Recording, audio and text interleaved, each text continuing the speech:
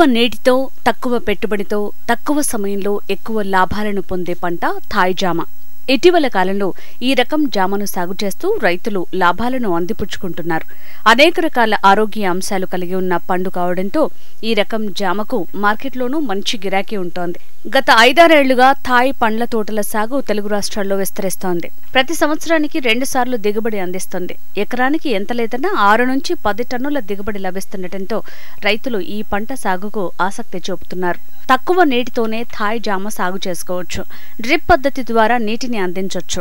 మొదటి ఏడాది కొంత దిగుబడి వచ్చినా రెండో ఏడాది ఆశాజనకమైన ఫలసాయం లభిస్తుంది. సేంద్రియ పద్ధతులను పాటిస్తూ సస్యరక్షణ చర్యలు చేపట్టడం వల్ల మంచి దిగుబడిని సాధించొచ్చు. వీలైనంత వరకు సేంద్రియ పద్ధతిలోనే సస్యరక్షణ చేపట్టడం వల్ల మంచి దిగుబడి పొందొచ్చు. మచ్చ సోకి కాయలు కుళ్ళిపోకుండా పాలిథిన్ కవర్, న్యూస్ పేపర్లతో బ్యాగింగ్ చేయాలి. నవంబర్, డిసెంబర్ మధ్య ఒకసారి, ఏప్రిల్, మే నెలల్లో మరోసారి పంట దిగుబడి లభిస్తుంది. ఒక్కో చెట్టుకు 100 వరకు కాయలు కాస్తున్నాయి. ఒక్కో సీజన్లో ఎకరాకు కనిష్టంగా 6 టన్నుల నుంచి గరిష్టంగా 10 టన్నుల వరకు దిగుబడి లభిస్తుండగా మార్కెట్లో కేజీ ధర 50 నుంచి 80 రూపాయల వరకు పలికి రైతుకు గిట్టుబాటు అవుతోంది.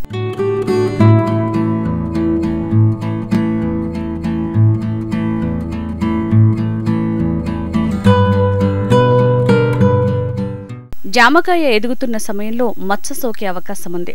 అది క్రమంగా పెద్దదై కాయను మొత్తం తొలిచే ప్రమాదం ఉంది. కొంత ఖర్చుతో, శ్రమతో కూడుకున్నదే అయినా ప్రతి కాయకు బ్యాగింగ్ చేయటం తప్పనిసరి. ఇలా చేయటం వల్ల ప్రమాదాల్ని నిలువరించొచ్చు. 150 నుంచి 200 గ్రాములు ఉన్న కాయల్ని ఎంపిక చేసి వాటిని పాలిథిన్ కవర్తో చుట్టి సూర్యరశ్మి సోకకుండా పాలిథిన్ కవర్ పైన న్యూస్ పేపర్ ఉంచి పిన్ చేయాలి. ఈ విధంగా చేయటం వల్ల బరువు పెరిగే కాయకు మచ్చతో పాటు ఇతర తెగుళ్లను సైతం నివారించడం సాధ్యమవుతుంది. ఒక్కో కాయ బరువు 500 గ్రాముల నుంచి గరిష్టంగా 750 గ్రాముల వరకు ఉంటుంది. కాయలను సంరక్షించడానికి బ్యాగింగ్ చేసుకోవడంతో పాటు పండు ఈగ, మచ్చ తెగులు సోకకుండా జాగ్రత్త పడాలి. కొత్తగా సాగు చేయాలనుకునేవారు ముందుగా సాగు చేసే తోట అనుకూలమైందా కాదా అన్నది గుర్తించాలి. మొక్కల ఎంపికలోనూ జాగ్రత్తలు తీసుకోవాలి. నెమటోడ్ సోకని మొక్కలను ఎంపిక చేసుకోవటం తప్పనిసరి. మొక్కల మధ్య కనీసం 10 అడుగుల దూరాన్ని పాటించాలి. మరీ ముఖ్యంగా సాధ్యమైనంత వరకు సేంద్రియ పద్ధతిలోనే పంట సాగు చేయాలి.